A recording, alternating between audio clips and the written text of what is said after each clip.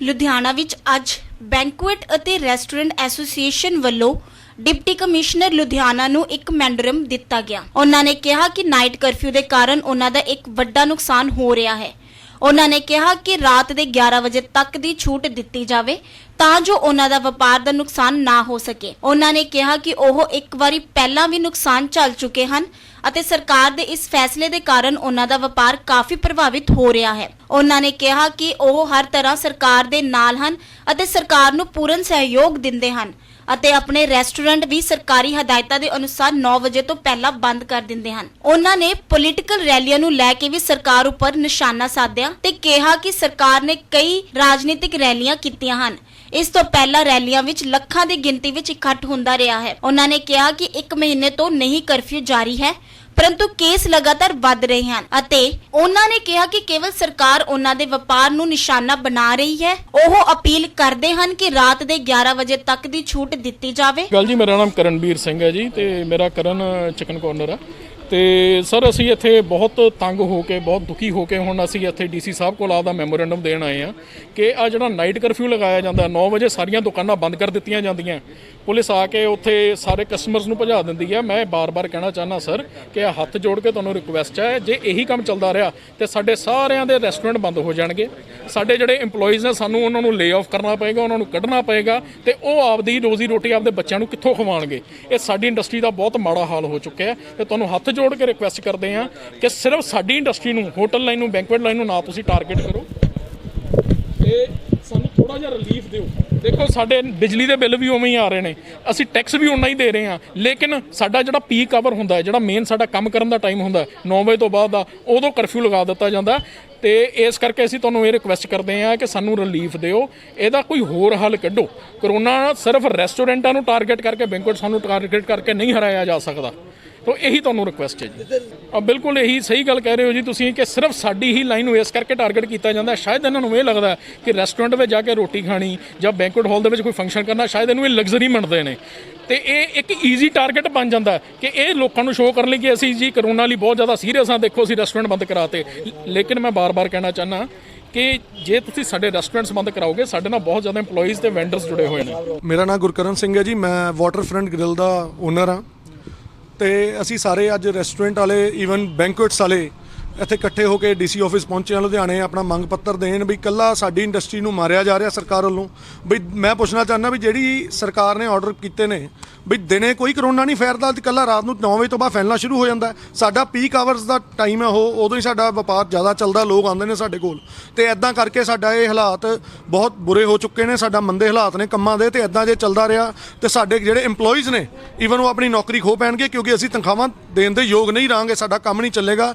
ਅਸੀਂ ਇਹੀ ਮੰਗ ਕਰਦੇ ਹਾਂ ਇੱਥੇ ਆ ਕੇ ਵੀ ਕੋਈ ਹੋਰ ਹੱਲ ਕੱਢਿਆ ਜੇ ਅਸੀਂ ਕਰੋਨਾ ਦਾ ਬਚਾਅ ਕਰਨਾ ਤਾਂ ਕੋਈ ਹੋਰ ਤਰੀਕੇ ਨਾਲ ਕੀਤਾ ਜਾ ਸਕੇ। ਇਹ ਕੋਈ ਇੱਕੋ ਟ੍ਰੇਡ ਨੂੰ ਮਾਰ ਕੇ ਕੋਈ ਕਰੋਨਾ ਨਹੀਂ ਹੋਣਾ, ਇਹ ਦਿਨ ਵੇਲੇ ਵੀ ਉਨਾ ਹੀ ਫੈਲ ਸਕਦਾ ਜਿੰਨਾ ਰਾਤ ਨੂੰ। ਇਕੱਲਾ ਰਾਤ ਨੂੰ ਟਾਰਗੇਟ ਨਾ ਕੀਤਾ ਜੇ ਵੀ 9 ਵਜੇ ਤੋਂ ਬਾਅਦ ਨਾ ਹੋਣ।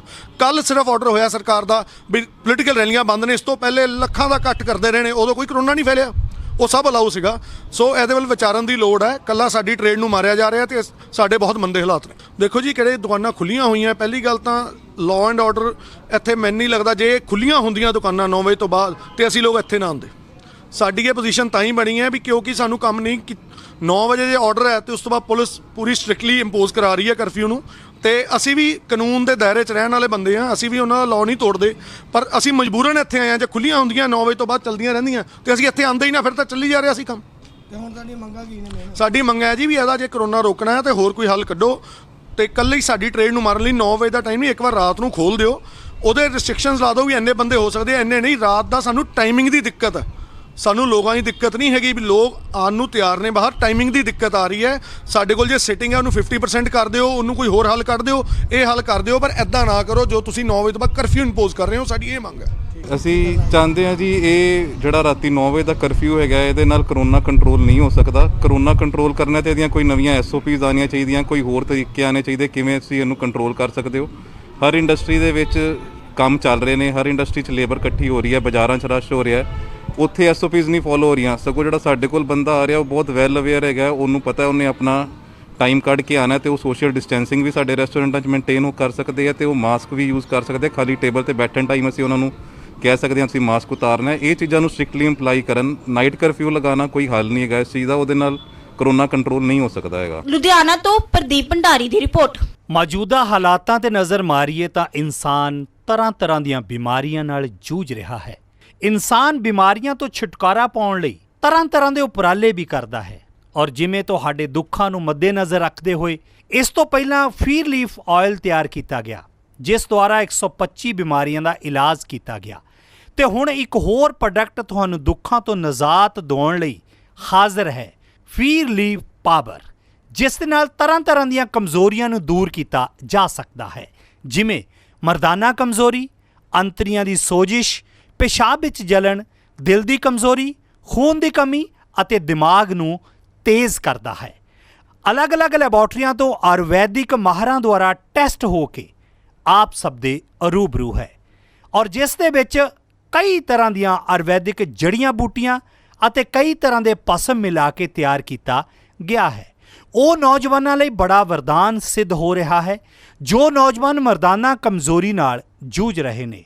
ਉਹ ਹੁਣ ਫੀਰ ਲੀਫ ਪਾਵਰ ਦਾ ਇਸਤੇਮਾਲ ਕਰਨ ਤੋਂ ਬਾਅਦ ਦੁਬਾਰਾ ਖੋਈ ਹੋਈ ਮਰਦਾਨਾ ਤਾਕਤ ਨੂੰ ਹਾਸਲ ਕਰ ਸਕਦੇ ਨੇ।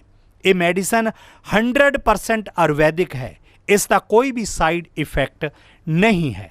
ਤੁਸੀਂ ਵਧੇਰੇ ਜਾਣਕਾਰੀ ਲਈ ਸੰਪਰਕ ਕਰ ਸਕਦੇ ਹੋ 94 784 84087।